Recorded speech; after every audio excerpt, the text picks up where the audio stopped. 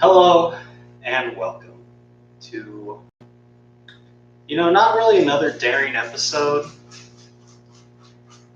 More so just me, just goofing, just a little goofing. It's going to be a super casual type of event. So I'm just hoping to show off this recipe and we can all have a grand old fun time. Today's recipe is Cajun mac from southernliving.com. Not really a link because I can't figure out how to do that on my computer, but the website address is there. In the description, you can copy it, paste it in your little search bar if you want. But anyway, let's get started with this. Let's get started with this super fun, super easy recipe that's sure to please anyone on a busy weeknight. Anyway, we've got 2 burners rolling, 6 tablespoons of butter. I'm only making a half recipe, so if I say something and it looks different than what I'm actually doing, that's why. 6 tablespoons of butter. Missed the trash like completely. I don't know if you guys can see that, but I failed at throwing something away. It's like when you're a D&D character and you're like, ugh, why should I have to roll for that? There's no way I could mess that up. You can. It's easy if you need. All right. Yeah, butter's gonna start melting in the Dutch oven here, over here on the wee skillet. Just a touch of oil. That moved around in there.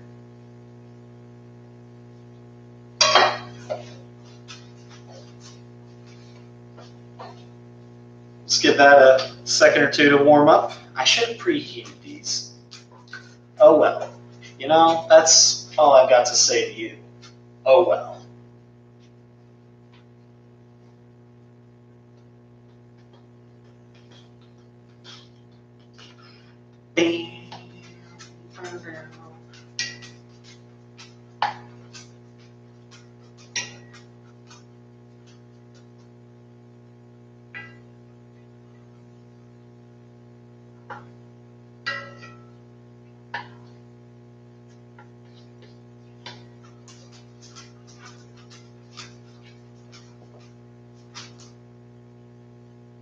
Alright, I can go a little higher. But next up, we have some chopped, oh gosh, I have never had to say this out loud before. We've got some chopped andouille sausage, andouille. We got some Cajun sausage, bell peppers, the red and green, and onion. And that's all just going to go right into that hot oil.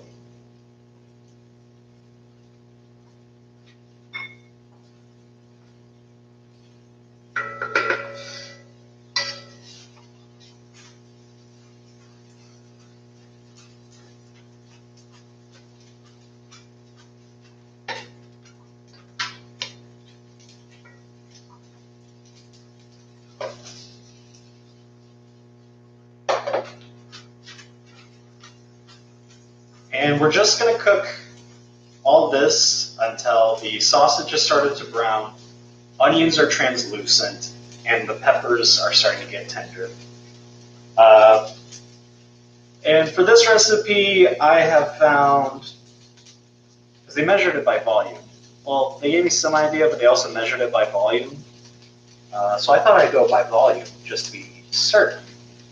And I found that for this recipe, it's going to be 1 of each pepper and half an onion, a yellow onion.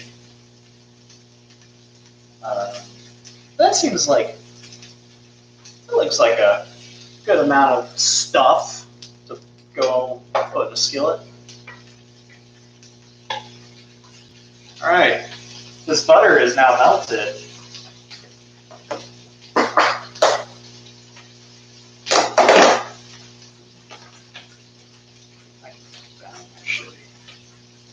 Next, we're adding 3 tablespoons of flour. Because, like pretty much any mac and cheese recipe, we're making a roux.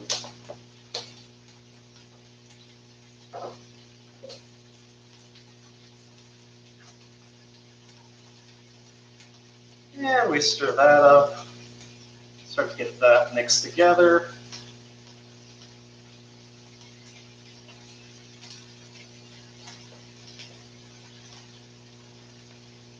Actually, I'm going to grab a okay, just to keep these guys. I'm not trying to burn anything. This ain't no blackened mac and cheese, you know what I'm saying?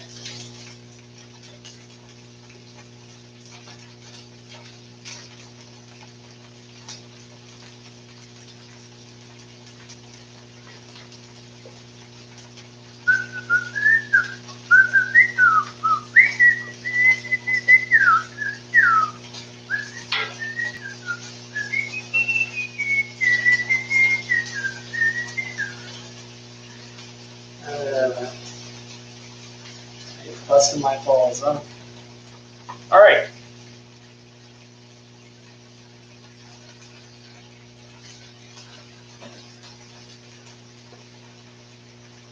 Next, you're just going to slowly add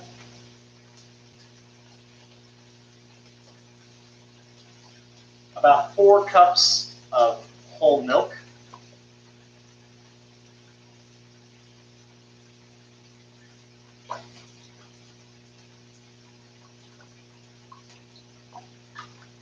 And you know how it is if you've made a roux.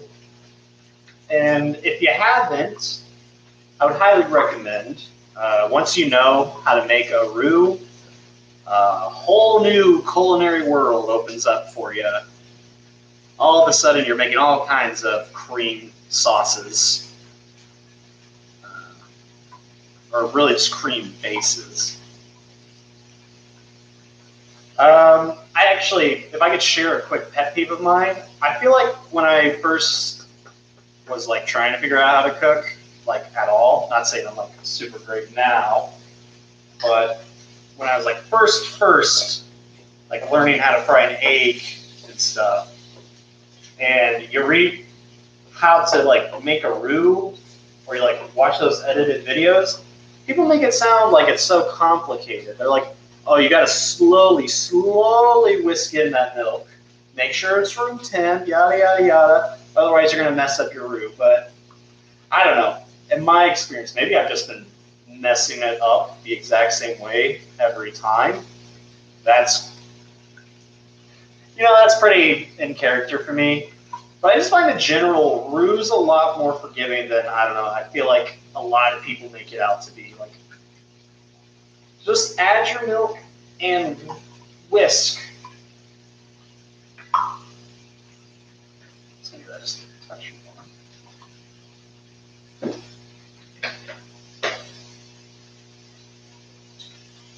Woo!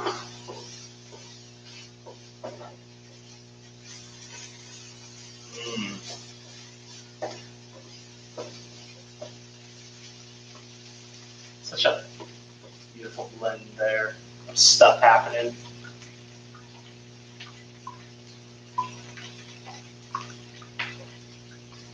But yeah, now we just keep whisking this bad boy until it starts to get nice and hot. I will say, one thing you got to be careful of roux is letting it cook too long. Like once your milk is in there, like do not step away from the stovetop. Keep your eye on it. Make sure it gets thick, like a good thick, but not too thick. Especially if you're making mac and cheese, because if you're cooking, you're making your first homemade mac, you might be looking at this and you're like, oh man, this is still really milky. This is gonna be gross and liquidy all over my noodles. But listen, champ, you've got all this cheese that's going in there. It's going to thicken up a lot. And you know, one thing with mac and cheese is like, it only gets thicker as time goes on. It just, you know what I'm saying? Like, it's constantly in a state of losing moisture. So it's always just going to be a little bit drier, a little bit thicker. So definitely, I would say err on the side of just like slightly milkier. And I'll show you what I mean once we get closer to that with this guy.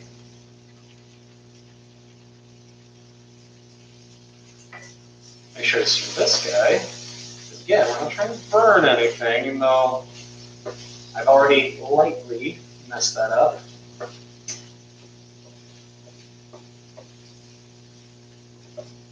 Thing is I was at the store today. They didn't have any individual red bell peppers. They had plenty of the green. They had yellow and orange, but no red. And, you know, I'm a big dumb animal. I don't know the exact difference between the colors of peppers. But, you know, I was like, I want to do it right. You know, I want to give this recipe the fairest shake I can. So they didn't have any individual red peppers. What they did have was one of those stupid sealed bags of 3 peppers, yellow, orange, and red. And as far as I could tell, that was going to be the only way I was getting a red pepper today. And so I bought it, but now I have 2 more bell peppers, and I just don't know what I'm going to do with it. I'm not like, I guess I could just eat them, but I don't know. This is one thing, like, I'm such a guy when he buys ingredients, it's like, oh, better save it for a rainy day. Never know when you might need an extra olive. But that's why I suck at produce, man, because I'm like, oh, I'll buy this much and use it later. And then, you know, produce doesn't do later so well, especially in like the time scales I'm talking about. When I say later, I'm talking like, oh, maybe next July I'll need to use the rest of this garlic bulb. Which, another funny thing about me is I bought a bulb of garlic, and then I remembered we had this, and I was like, this is so much easier. I'm just going to use that.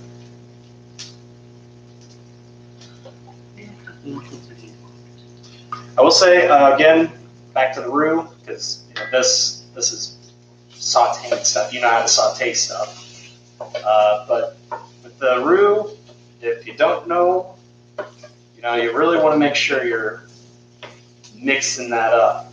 You don't want things to get lumpy. So, you know, I'm using the improper tool, but all I have are wire whisks, and I don't want to scratch up the little enamel on my bad boy here. So, wooden utensil it is, but, you know, slow that spat, she gets the job done well enough. Man, if I was a chick with like big old knockers, I'd be wearing low cut shirts, you know, just like no bras. You know, that's how you get the viewers.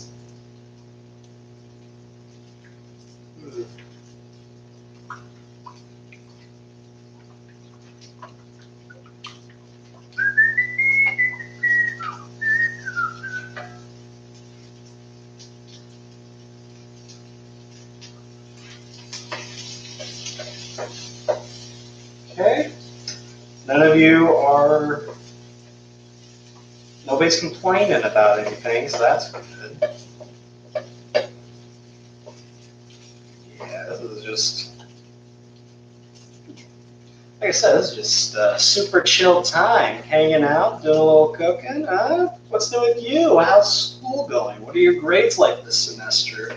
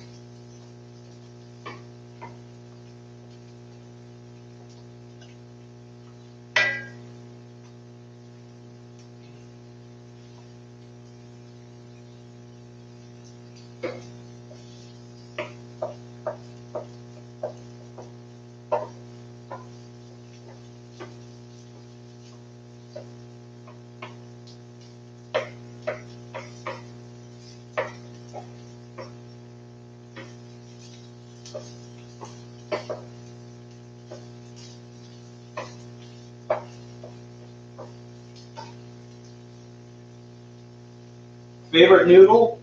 I mean, I'm a sucker for shells. Shells and cheese, man, that's my jam. Elbow's not bad. Spirals are trying too hard. Um, Spaghetti's cool. Fettuccine's just flat spaghetti. It's like if spaghetti was a tapeworm. Um, you know, ramen noodles, those are pretty fun. Oh, you almost got me. You almost got me chatting. Almost scorched that stuff.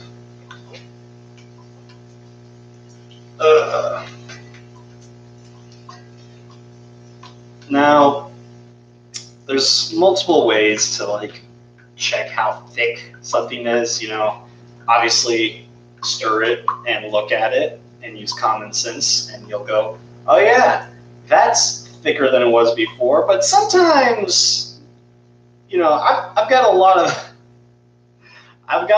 white fluid in a white pot, so in my mind's eye, it's all just kind of blending together a little bit, which is fine. I'm not mad about it or anything, but it can make it a little difficult to accurately determine the thickness of a fluid. One other method that, you know, instead of just like going straight stir, take your spatula or whatever you're stirring with, and then just like kind of quickly go across the bottom. And you know how quickly the liquid fills in the space behind your spatula as you move it is a really good indicator. Another really good way. Now this one I wouldn't recommend unless you know you're cooking for yourself, but kind of get one of that just so it doesn't burn you, and then you can. And I don't know if you guys can really see it, but if the smear you leave like stays, then for me, I think that's a thick enough roux. So what we're going to do now is stir that so we don't burn anything. And don't worry, we're going to have some fun with this here in a second, because that is just about done. We're actually going to kill the heat on this guy. We're just going to add in our cheese. I've got 8 ounces of cheddar and 8 ounces of pepper jack here. And, you know, if you go and check out the recipe, they'll mention stuff like, oh, you can not use so much pepper jack and use Monterey instead if you want it more mild. But, you know, big dogs got to eat here, and big dogs like a little bit of spice. Speaking of which, oh, what to begin with? Now, I'm going based on the recipe here. It just says to use Cajun seasoning. It doesn't say anything about making your own. So, you know, that's if you want to make your own, that's fine. You're just not going to find a recipe for that there. I have no idea what's in here. I just know it says Cajun and Buc-ee's, and I don't know if you know this, I'm a fan. But yeah, it's going to be 2 teaspoons of seasoning in there. About a teaspoon of garlic in here. I'm using that minced stuff I showed you earlier because, damn it, it's just so much more convenient. Stir that. Cool. Stir that. Cool.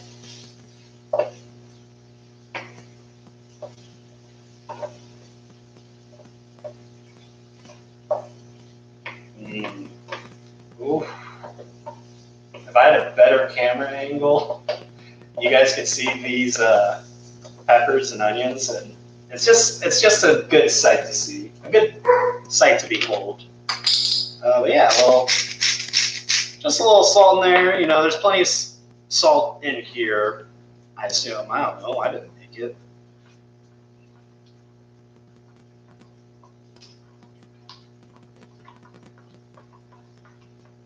But yeah, I'm gonna try to show you guys. Hopefully, I don't mess it up. Oh no, I can't tilt this at all. Sorry, gang. You'll see it soon enough. Trust me. But you know, it's a pale yellow with specks of seasoning in there. Picture it in your mind's eye, or make it yourself. Make it yourself, and then you'll get to witness firsthand. But yeah, stir that up because we have minced garlic in there. You know how much that stuff likes to burn. And yeah, that's becoming pretty good.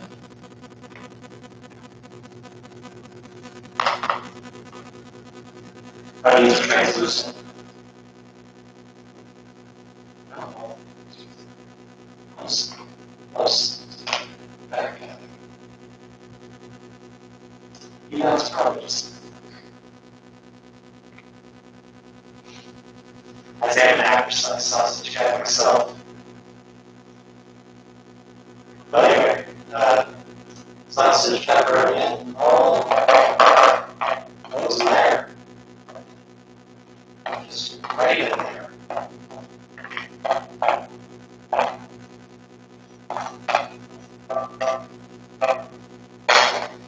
And a pound of elbow macaroni and cheese. Large elbows. At least that's what I'm using for everyone. It's awesome. I know the Italians, they like to get people's asses like, no. There's differences. They each little type is utilized for a specific purpose. And, you know, like, no doubt there, man. I'm with you. But at the end of the day, I'm just going to use whatever noodles I like. You know, it's like, sure, you could get the mustard-based barbecue sauce for your pork loins or your chops. Because actually, mustard-based barbecue sauce has a mix. So you got ketchup. Mustard barbecue sauce. But anyway, peppers and everything in there, noodles in there, and what you got is you guys can't really see that. You guys can't really see that. Don't worry about it. Plan. By the way, we're not quite done yet. We're getting there. But step. I'm going to keep you track of what step number we're on. The next step is put this bad boy in the oven.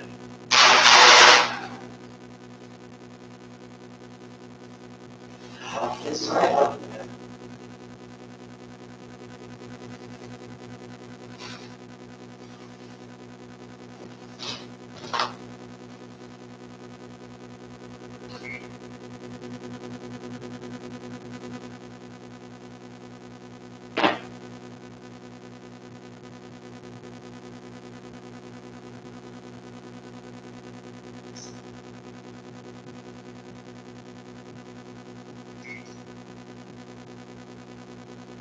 Okay.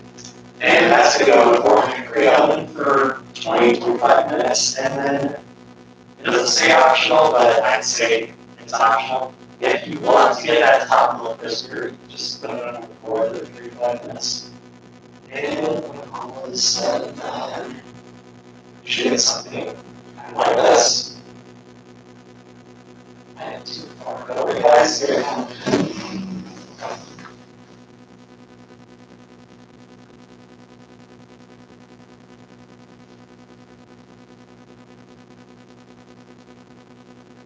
Voila!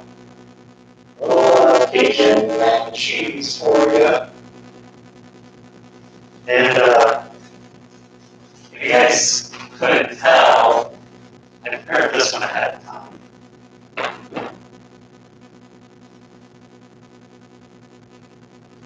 Because I am Make good cooking shows. And first off, I'd just like to say I messed up and added a tablespoon of seasoning to the first batch instead of a teaspoon. So it's a little on the salty side, which isn't to say it's bad. I would say definitely if you are going to make this recipe and you, I'll just say if you are going to use this recipe, make sure you have a Cajun seasoning you already like and you kind of know a little bit, because some's going to be more spicy, some's going to be more salty. You want to balance everything around that. So if you're using a saltier one,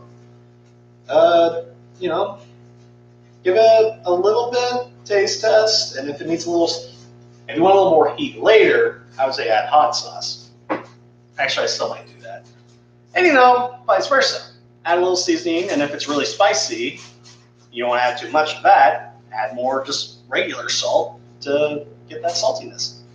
But yeah, overall, how long has it been?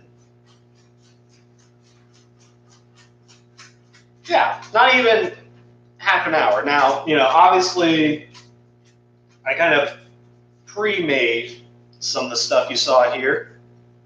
But at the end of the day, I mean, I could have had the pasta boiling that whole time. You could make somebody else chop up your peppers and onions, because this thing makes 8 servings,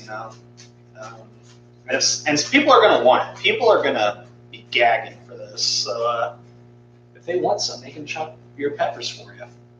But I'd say overall, Southern Comfort, no, that's a whiskey.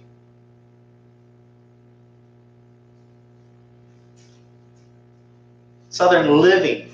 Southern Living, I would say, not bad pasta. Easy to make, ingredients are easy to find. Obviously, huge disclaimer, I don't know dick about authentic Cajun food. So, if you're going to get mad at anyone for calling this Cajun mac and cheese and it's like not Cajun at all, don't yell at me, guys. I'm just a messenger. But if you're just looking for a twist on mac and cheese that kind of amps up the spice a little bit, this is a pretty good option. But yeah, that was the video, the stream. Thank you guys for stopping by, tuning in. If there's a recipe you're seeing online and you want me to try, send it my way.